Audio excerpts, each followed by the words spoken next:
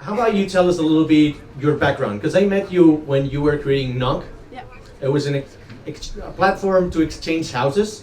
Let's say I wanted to go to San Francisco, I own a house in Barcelona, I want to go for a month. They will provide the matching, right?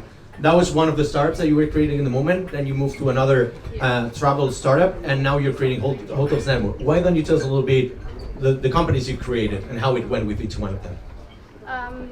So we started Knock. It was a home exchange platform just at the same time as Airbnb was opening. At the time when we had the idea, we didn't know that Airbnb was there. But then as we were growing, it was clear that Airbnb was solving the issue in a better way, because the liquidity of the marketplace, it's easier if you rent your place and then you get the money and then you rent another place. In our case, we were not exchanging money. It was you pay to be a member of the platform, of a home exchange platform, and then you search yourself on who could be your partner to exchange the house. So as we were growing, it was clear that they were growing a lot faster, plus the liquidity was the main thing. So we decided that it was not a good idea to continue, and then we started to investigate other ideas. So we were getting data on hotels and on prices on the different OTAs, online travel platforms like Expedia, Booking, I guess you are aware of it. And then we saw there was a huge price difference sometimes on what is the hotel giving you on the website and what is Booking giving you for the same hotel on Booking.com. So we thought, wow, there's a huge markup sometimes. Can we solve this issue that I guess the hotels they are having? And in fact, it's a market where they have a lot of issues with the OTAs, with Google now coming into the platform, the market so you can book with Google, and then you will be able to book with voice with Google. That it's amazing. So yeah, so that we thought it was a good and interesting thing to do. We started to talk to hotels, tested with some of them here in Barcelona, and they said, well, this is something I want to pay for. So that's what we did and how we evolved. So to put it simply, like I was in the last weeks, I was in Greece, right? And I was booking through Booking.com because that's the easiest way. I was on a road trip. And it was funny because pretty much every hotel I stayed in, or apartment, or hostel, or whatever, when I checked out, they told me, next time you come, call us. We'll give you better price than on Booking.com. So that's essentially what you're doing, if I'm getting it right. Can you explain what's the business model and how you do this more like regularly for the hotels? So what we offer is the option to personalize their website to every single visitor that comes to it. So we call it predictive personalization because we are combining two things. One is AI. We have thousands of hotels so they have thousands of visitors, so we have millions of visitors coming. So we have built an AI platform that is able to predict who is going to book and who not. So for example, if you were going to that hotel website, once you have been in Booking, you said, okay, this is a nice hotel, then I'm going to check the website just to make sure it's nice. Then we will see, okay, this guy was not going to book, so I'm gonna make him an offer. So the discount that I'm going to give you is much better, it is less than the money that I have to pay Booking.com for you guy coming from Booking.com. Mm-hmm. So that's why they're willing to give you an offer because the commission is pretty high. And then the second thing that we are doing is that they can personalize the website and tell you something different to you that you're in Spain, that somebody that is in Japan, or than somebody that is in a different place, or somebody that is coming on the weekend, or somebody that is coming in with kids. So we are able to, with different variables, to personalize and tell you something different. Because websites are flat. Mm-hmm. They say the same to everyone coming any day, any hour. With us, you can change the website in real time based on who is coming. So then the hotel will be able to say, do something different than a single person coming to the website, that to somebody that is a family or somebody that is coming for 15 days. I take it that, travel is not my space, okay? You've been here you've been in the travel space for a long time. But I understand that Booking not only gives them the management tools, but also brings them traffic. Mm-hmm. Because first thing that comes to mind when you're booking an apartment right now, it's Booking or Airbnb, yeah. Right? So how did you convince the hotels, which are really hard to sell to switch over to your platform? Okay. In our case, what we invite them to do is to balance. So now what they need Booking, they need Expedia, they need hotels.com, but they need also their website to be stronger because It's complementary. it's complementary. Right. They need a balance. They were shifting so much. So we have hotels that they used to have 90% of the bookings coming through these guys. They need a 40, 30% to come through these guys. So then they have the publicity, they have the traffic, but then they need to have a powerful website that is strong enough to convince visitors that come through the website that they should book there now at this moment. What I wanted to bring up here is you're a great example of serial entrepreneurs because you have created several companies in the same space. You tested things that might have worked for a while, like Knock. You tested things that some companies that maybe didn't work, and now you've created this one. Would you say that this one is a byproduct or a consequence of having tested so many things and eventually you are being successful now? Totally. So then you are for several years in an industry, you go deep into it and you learn a lot, and then finally, I mean, of course, in our case, we moved to San Francisco. We were there for several years. We learned so many things being there in that amazing city. But then we thought, okay, in our case, San Francisco is not travel. San Francisco is other things, but it's not travel. Barcelona is travel. Barcelona has got eDreams, there's Booking, there's many different companies here. So it's a place where we can get talent. And we thought, plus we have lots of clients because Spain is a huge market for big chains of hotels. So then that's why we decided to move back. So after several years of being in an industry, then you finally find that thing that is going to work. Let's touch base on why you created the company in San Francisco, because you launched your first companies in Barcelona, and obviously location matters, right? Why did you choose to move to San Francisco, and why did you come back? So in our case, we decided as a family we wanted to go away. That was the one main thing. And then we were entering NFX. It's an accelerator or a group of companies that help each other with network effects. Now it used to have a low profile. Now it's going higher in the profile of the network. And there are many startups joining that are focused on network effects. So we joined the acceleration program where we were several weeks learning about different things, plus still we are connected with them. There's so many things going on inside the yield of this acceleration. Plus, of course, we wanted to get funding or to try to see if there was options to get funding there. Then we moved back because San Francisco we saw in real, like we touched it, that it's not travel. So there was no sense. New York is travel, for example. But then if you go to New York, why not Barcelona, where the talent is going to be okay, the price is going to be okay, they're going to be more loyal, not like in San Francisco, for example. And then you have lots of possible clients that are here in the city. Quick question for the audience. So how many people has got a startup and wants to go to San Francisco because that's where the promise is, like the money and everything? One. There's still another one over there, 3, 4. Come on, raise your hands. Like everybody wants to go to San Francisco. I went to San Francisco. All right. So what are the things that you would tell people who want to go to San Francisco?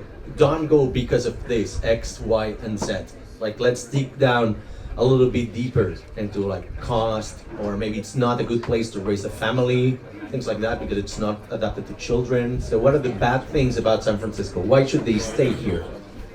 Well, the main thing is that you find, you think you go because it's super, you're gonna meet very intelligent people. No. No. They are normal, average, some of them are dumb. Yeah. And here you find much more interesting and knowledgeable and intelligent people compared to there. Wow. That's a big statement. It is, but it's like, plus the Americans, well, I don't know if there's any Americans. There's a lot of Americans, yeah. They're all Americans.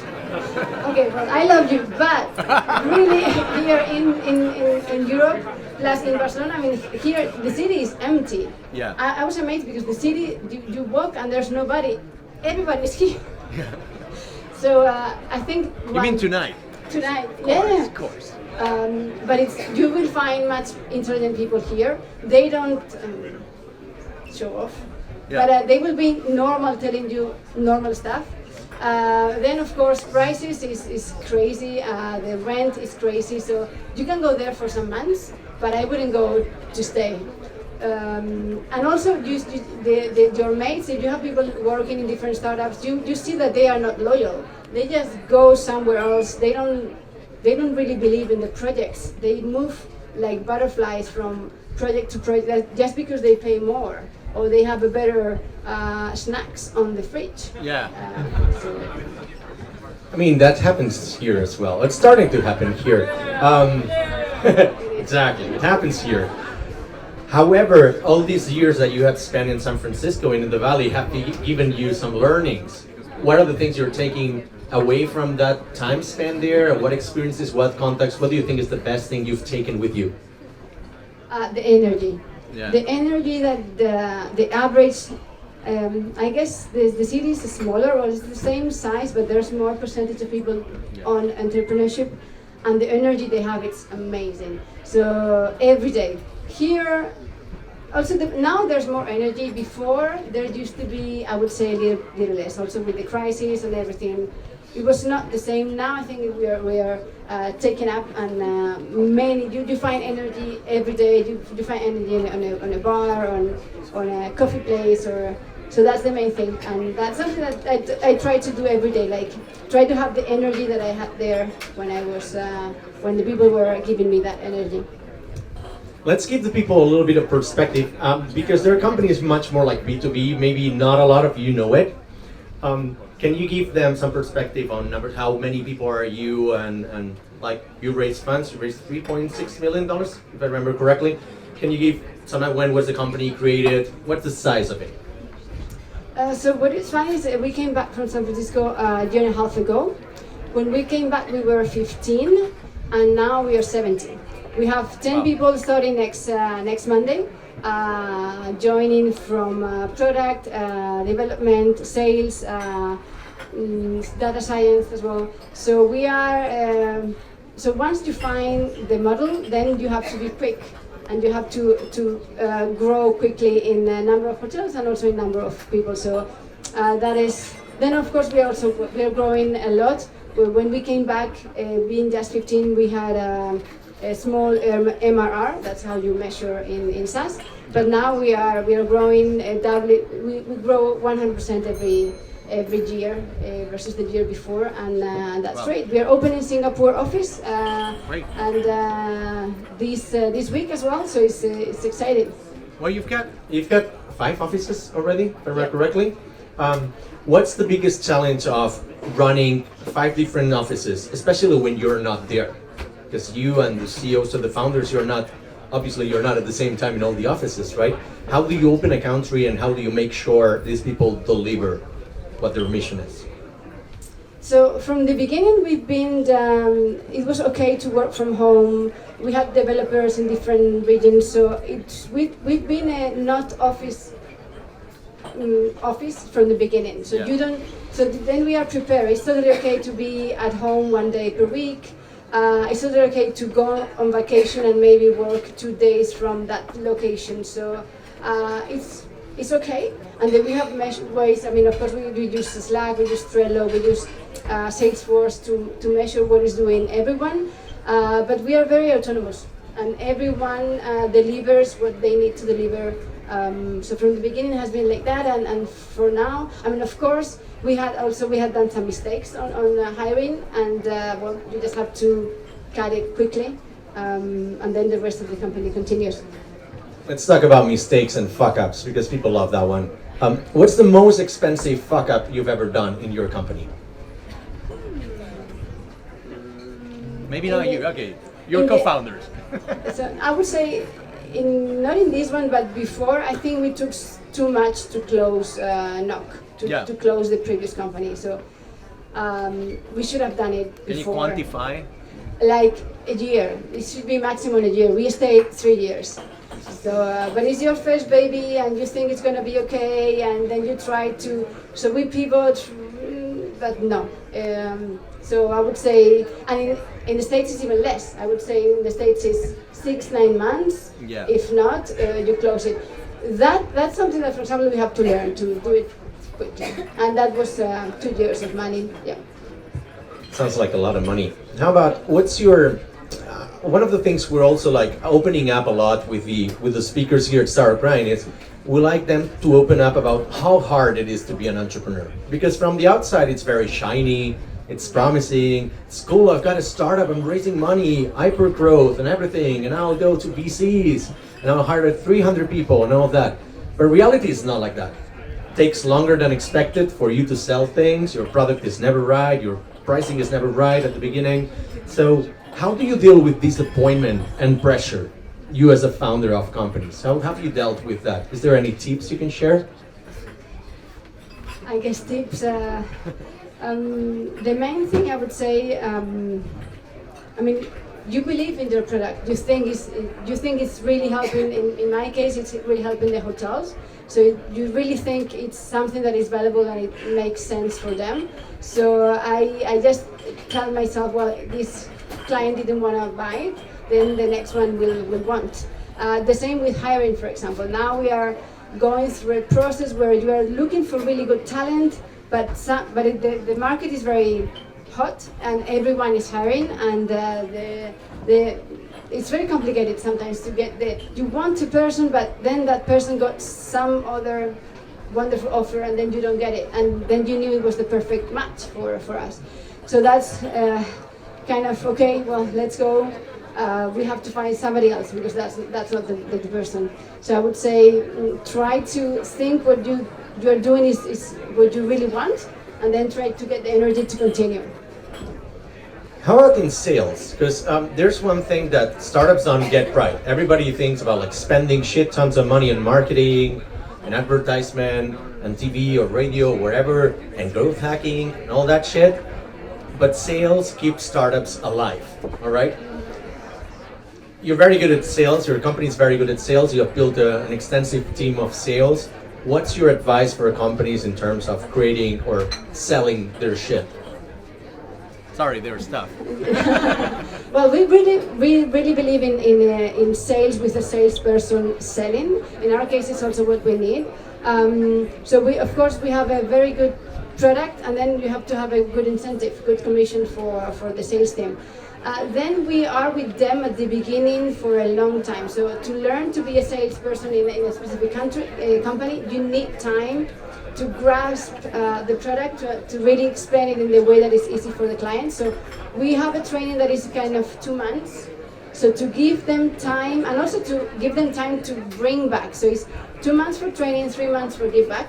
And then from that moment, they start giving back.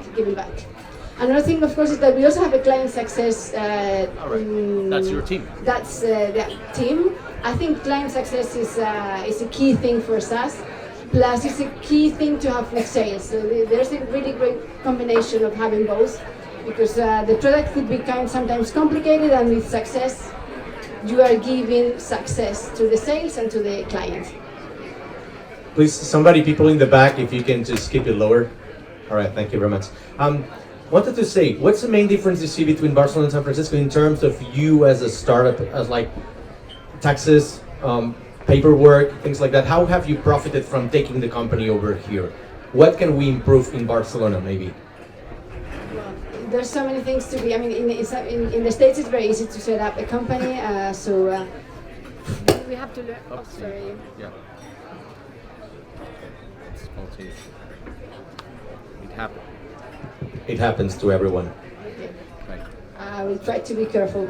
So it just needs to be easier to create the company, but also to all the taxes, all the hiring everything should be easier. All the firing as well should be easier. I'm so sorry, but Firing Americans, right? Just kidding. We love them. They created Startup Grind, by the way. So. And how about other things that how can we help you? Like Startup Grind, we've got these core values, right? And we always like to ask people, how can we help you? How can we help the hotels network? How can we help you? In my case, we are now really hiring product developers, of course, success and data science. So if anyone is interested in the industry, it's really fun because, of course, we work with super nice hotels all over the world. Product development, sales, of course, as well, success and data science. If you wanna just go into thehotelsnetwork.com, you will see the offers there. That's the main thing. Great. I want to wrap up with a couple of like really quick questions and see they're more like random. So, what was the best thing you applied to the hotels network from previous companies? Like I took this from NOC or from AT, if I remember correctly, the other company, Yeah. and I applied to hotels network and we went boom. Can also be nothing. But No. I mean, we are very flexible. So we set up something, a procedure, a process, and if it doesn't work, we just change it. In NOC, we had to be quick as we were building the website, and also in AT, for example, that we quit it very quickly. So we have learned to adapt quickly to the new environment. What was your worst day as an entrepreneur, and how did you get over it? I never had a worse Oh my day. God. No, Great. I never. No, it could be. No. I don't remember. Every day is great. I'm really happy to be able to go to the office with my team. No, I'm loving it now. Was it great when you closed the company and had to fire people? Was it great as well? No. So what we did, we kept the tech team, and then we iterate, and then we did 80, and then with them we did the hotels network. So for a long time we've been 5 core, 3 tech, and we have been iterating. So we didn't have to fire them. The others, it was going smaller and smaller and smaller. So it was not so painful. You didn't fire the developers, tell the truth, because they're hard to hire, right? And you were like, I will need them in the future, I will just keep them, right? We had a team that is really trust, and they are now part of the founders, so we give them part of the company from the beginning because they have been with us for many years. The thing of trusting that the code is going to be right is so important, that if you trust somebody, then you have to keep that person. That's good. How many hours do you work per day, and how do you keep your balance with your personal life? I tried not to calculate that. So what I do is at night I work. So I stay until 7, and then at night I work, but also I do phone calls because of course you have to speak with the states or with different time frames. So I've been also doing phone calls that he's in the next day and I am in today. So when you're in San Francisco, you speak with tomorrow in Singapore. That was very funny. But yeah, I try not to count the hours. I had a call with San Francisco before the event. I was having a beer, and they told me, I hope you're having a beer because it must be like 6 p.m. So like, yes, here's the beer. Anyways, last 2 questions. The first one is like, what's a productivity tip that you want to share with the rest? What's something you do to be more productive that you want to share with the rest of the audience? Like, oh, I do this with email and it changed my life. I mean, there's so many things. just one. I mean, I use Evernote for everything, so for me it really works. I have my phone and my computer and all the notes from different meetings. For me it's great with the freemium option. So Yeah. It's not worth paying for. yeah, I'm so sorry. Yeah. It's not worth paying for it. I cancel it. I live on Apple Notes now. Last one, and if you're a regular, you know what question comes next, right? Everybody has got a useless superpower, something you do exceptionally well every day, but it's fucking useless, right? Like forgetting to lock the car, or putting on different socks, or things like, or always missing one sock, something like that. So, what's your exceptional useless superpower? I tend to forget things and then go in the elevator and then come back. I did that on Monday 3 times, so I had to take the elevator. So yeah, it's on the elevator. I'm thinking, okay, and then it's when I remember. So that's yeah. Well, just 3-4 minutes of every day. That's kind of like the equivalent of mine, which is I lock the car, or like I lock my door or my car, whatever. Walk 100 meters. It's like, did I lock the fucking car or the door? Come back, check, and it might happen twice or thrice the same day. All right, thank you very much. It was great, but it was good. We will open the floor now for some questions, please. Before that, one big applause for Laura. Please give it up.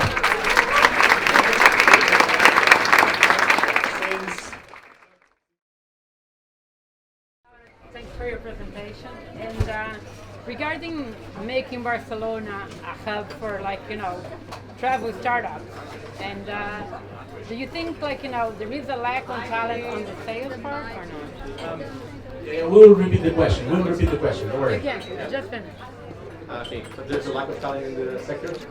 In the sales. Okay, just the sales, okay. Yeah, Can so you- she was asking if there's a lack of talent in sales for travel startups in Barcelona. I think there's people prepared. So we are hiring international people with different languages for sales here without having to bring them from the UK or from different countries. In some cases, they are coming because they love the city and they want to move here, so that's great. But for now, I mean, it will be great if we have more people. But I think we have a good number of startups in the industry, and some of them quite big. That they are growing people up from where we can exchange, and of course we will also give them some time people back. So yeah. Great. Next one. Okay, just take the mic. Just beware. Yeah. Good. Sorry, thank you very much, Laura. Super interesting.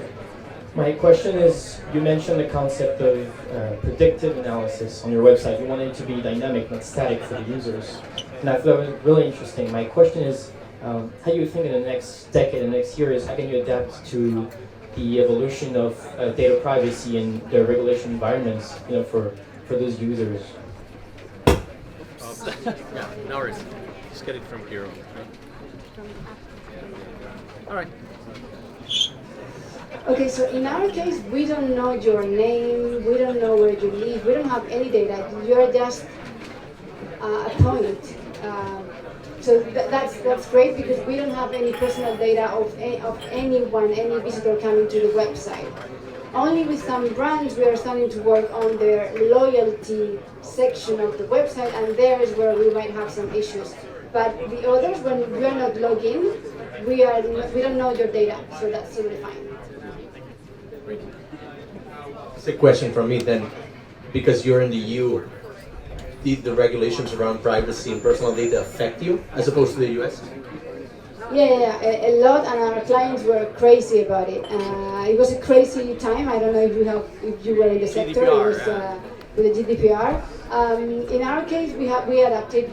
We now have the GDPR, so you can approve if you want to receive a newsletter, blah blah. Because some of our hotels are using one of our tools that does it. But it was. I mean, we tried to have it smooth. For some people, it was crazy. We tried to say, "Wait, this is easy. Just don't overcomplicate things." And that was it. What's next? Yeah. Get it from here. From here. Top. Yeah, thank you. Amazing journey. Just wanted to ask you about the accelerator that you have been in San Francisco. So my question is, how much it has helped you? And if you would go back, would you do it again? Good one. I think I would do it again at the stage of the company. So if the accelerator is something that is good for you. In this case, was about network effects, and we were really on network effects. It's called NFX. I would have a look. It's really interesting, and every company is very basically doing in different industries things about how to leverage, how to use it, and to grow, and also to grow in clients. Yes, I would do it again if the stage of the company is at the beginning. We can take two more questions. Two more questions if they're quick, and everybody will hate you because you will be preventing them from drinking and eating. So who wants to be that person? No one wants to be that person? No one? All right. Thank you very much, everybody, for coming. Hope you enjoyed this. There's going to be food. Wait. I know you want the food, right? Yeah. Also came for the food and the beers. Don't get me wrong. So there's going to be food. what I wanted to say, yeah, normally I say don't pile up here because we've got another room, but this is not the case tonight. So please make sure that you enjoy the food. Thank the sponsors. Go talk to them and ask them questions because they feel appreciated. They're sponsors, but they're great people as well. And also, enormous thanks to Deno, Jordi, and the rest of the crew. Please standing ovation for Laura Martinez. Give it up, everybody.